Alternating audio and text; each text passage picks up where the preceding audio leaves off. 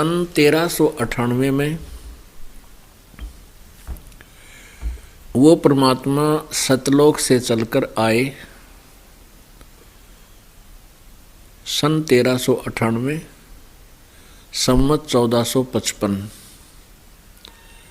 ज्येष्ठ सुदी पूर्णमासी, जेठ उतरते की पूर्णमासी यहाँ की लोकल भाषा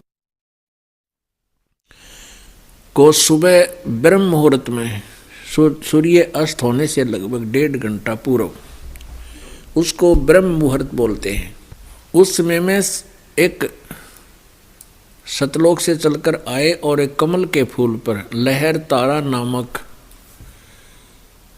एक जलाशय है बनारस में, काशी शहर में। उसके अंदर विकसित कमल के फूल पर परमात्मा विराजमान हुए, एक नवजात शिशु का रूप धारण करके। एक नीरू और नीमा नाम के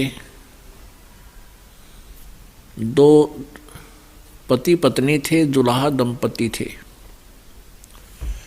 उनके कोई संतान नहीं थी, उम्र 60-62-65 साल की होगी थी। नीरू और नीमा उसी जन्म में पहले गौरी शंकर और सरस्वती नाम के ब्राह्मण ब्राह्मणी थे, पति पत्नी थे। लेकिन मुसलमानों ने उनको जबरदस्ती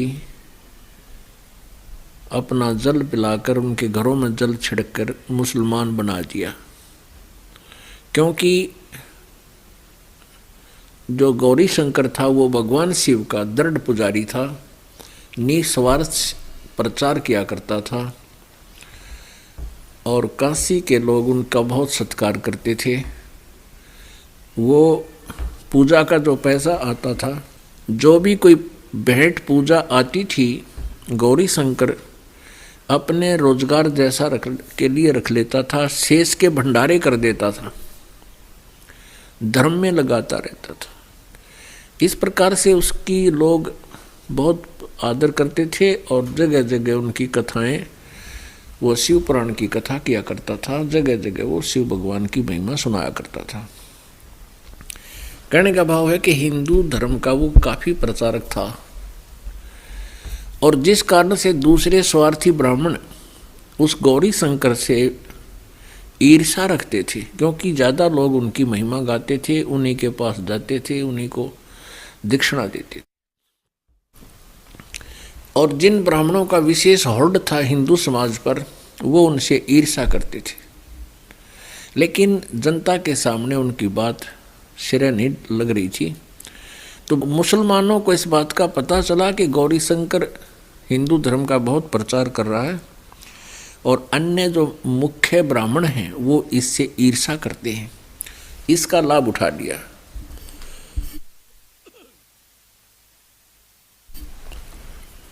और उनको जबरदस्ती गौरी शंकर और सरस्वती को बाई फोर्स मुसलमान बना दिया। और दूसरे जो ब्राह्मण थे उन्होंने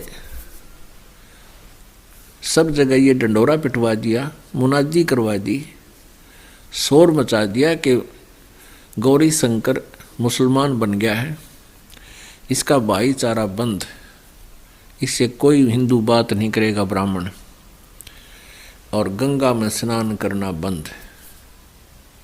मुसलमान को गंगा में स्नान करने नहीं देते थे। उनका नाम रख दिया मुसलमानों ने, गौरी शंकर का नाम रख दिया नूर अली, जिसको नीरू कहने लग गए, और सरस्वती का नाम रख दिया नियामत, उसको नीमा कहने लगे। संतान कोई नहीं थी। फिर उन्होंने सोचा भी अभी तक गुजारा जो चल रहा था, हमारा रोजगार जो चल रहा था पूजा से चलता था, पूजा आनी बंद होगी। तो उन्होंने जुलाहे का कार्य शुरू कर दिया।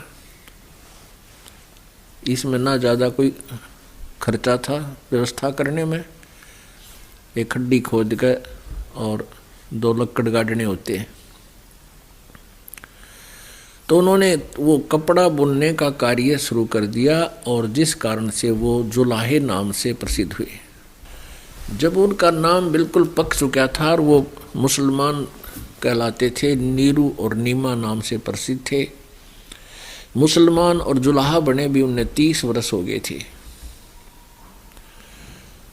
तो उस समय उनका कोई संतान नहीं थी और वो कितनी अच्छी आत्मा थी। नीरू और नीमा जो कपड़ा बुनते थे उससे भी कोई पैसा बच जाता था, उसको भी धर्म में लगाया करते थे।